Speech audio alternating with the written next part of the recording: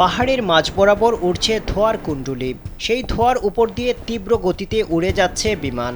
প্রথম দেখায় যে কেউ ভাবতে পারেন এটা ফিলিস্তিনের গাজার দৃশ্য, যেন মাত্র বিমান হামলা চালিয়েছে ইসরায়েল। তবে না, এটা ফিলিস্তিন নয়, বিশ্বের সবচেয়ে শক্তিশালী দেশ যুক্তরাষ্ট্রের লস অ্যাঞ্জেলসের প্যাসিফিক প্যালিসেড এলাকার দৃশ্য এটি। ইসরায়েল যেভাবে ফিলিস্তিনিদের বিরুদ্ধে যুদ্ধ ঘোষণা করেছে, ঠিক একইভাবে যেন তাদের প্রধান পৃষ্ঠপোষক যুক্তরাষ্ট্রের বিরুদ্ধে প্রকৃতি যুদ্ধ ঘোষণা করেছে। লেলিহান এই আগুনে পুড়ে ছাই হয়ে গেছে সাধারণ মানুষের পাশাপাশি তারকাদের বাড়িও। সম্প্রতি মার্কিন প্রেসিডেন্ট জো বাইডেন গর্ব করে বলেছেন, যুক্তরাষ্ট্রের কোনো প্রশাসনই ইসরায়েলকে তার চেয়ে বেশি সহায়তা করেনি। তিনি যখন একথা বলছিলেন তখন গাজায় ইসরায়েলের গণহত্যামূলক যুদ্ধ দ্বিতীয় বছরে পা রেখেছে। পাশাপাশি গাজায় নিহতের সংখ্যা প্রায় 1,200,000-এ পৌঁছে গেছে। স্যান্ডেলিনা সো, রূপচর্চায় আভিজাত্য, যাদের বেশিরভাগই মুসলিম নারী ও শিশু।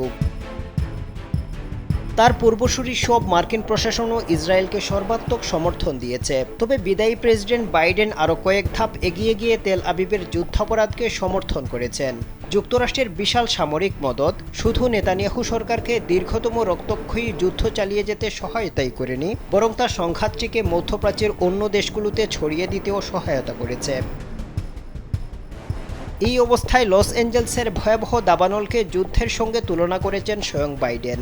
তিনি বলেন, লস অ্যাঞ্জেলসের ভয়াবহ দাবানল তাকে যুদ্ধের দৃশ্যের কথা মনে করিয়ে দেয়, যেন নির্দিষ্ট কোনো লক্ষ্যে বোমা ফেলা হয়েছে। এটা যেন এক যুদ্ধক্ষেত্র। 1 সপ্তাহেরও বেশি সময় ধরে চলমান ধ্বংসাত্মক এই দাবানলে এখন পর্যন্ত 27 জনের মৃত্যু হয়েছে। পড়ে গেছে 12,000-এরও বেশি ঘরবাড়ি। বিপদে থাকা লস অ্যাঞ্জেলস যেন পাপেরও স্বর্গরাজ্য। এখানে মদ গাঁজা থেকে শুরু করে যত ধরনের অশ্লীল কাজ আছে সবই চলে।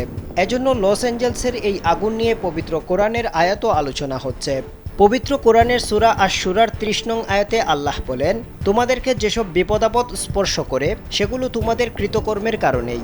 অনেক গুনাহ আল্লাহ ক্ষমা করে দেন।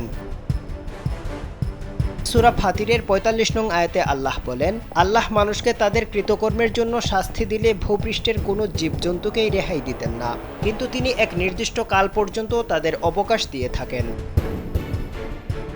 মহান আল্লাহ পবিত্র কোরআনের সূরা রুমের 41 নং আয়াতে বলেছেন, মানুষের কৃতকর্মের কারণে স্থলে ও সাগরে বিপর্যয় ছড়িয়ে পড়েছে, ফলে তিনি তাদেরকে কোনো কোনো কাজের শাস্তি আস্বাদন করান, যাতে তারা সৎ পথে ফিরে আসে। আফজাল হুসাইন, কালবেলা।